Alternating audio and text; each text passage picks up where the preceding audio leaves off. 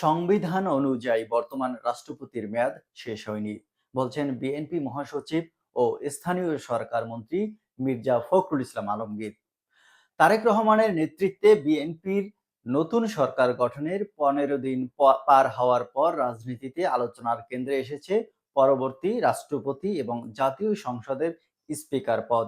তবে এখনই রাষ্ট্রপতি পরিবর্তন বা নতুন কাউকে নিয়োগ দেওয়ার বিষয়ে তাড়াহুড়ো করতে চায় না বিএনপি।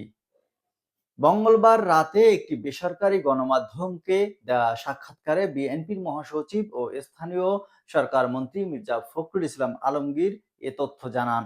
সংবিধান অনুযায়ী বর্তমান রাষ্ট্রপতির মেয়াদ শেষ হয়নি, তাই এখনই রাষ্ট্রপতি নির্বাচন নিয়ে আলোচনার তোলার যৌক্তিকতা দেখছেন না তিনি। সম্ভাব্য রাষ্ট্রপতি হিসেবে কারা বিবেচনায় আছেন জানতে চাইলে মির্জা ফখরুল বলেন, বিএনপিতে রাষ্ট্রপতি হওয়ার মতো যোগ্যতা ও গ্রহণযোগ্যতা আছে এমন একাধিক নেতা রয়েছেন। তবে প্রশ্ন হলো, মেয়াদ শেষে হওয়ার আগেই কেন এই আলোচনা এত জোরালো হচ্ছে? দলের ভেতরেও অবশ্য এ বিষয়ে একমত নেই সবাই। বিএনপির নীতি নির্ধারণী পর্যায়ের একটি অংশ মনে করে, আগের সরকারের সময় নির্বাচিত রাষ্ট্রপতিকে বর্তমান রাজনৈতিক বাস্তবতার পরিবর্তন করে নতুন কাউকে দায়িত্ব দেওয়া প্রয়োজন। বিরোধী দলগুলোর মধ্য থেকেও বর্তমান রাষ্ট্রপতিকে সরানোর দাবি জোরালো হচ্ছে বলে বিভিন্ন মহলে আলোচনা হচ্ছে।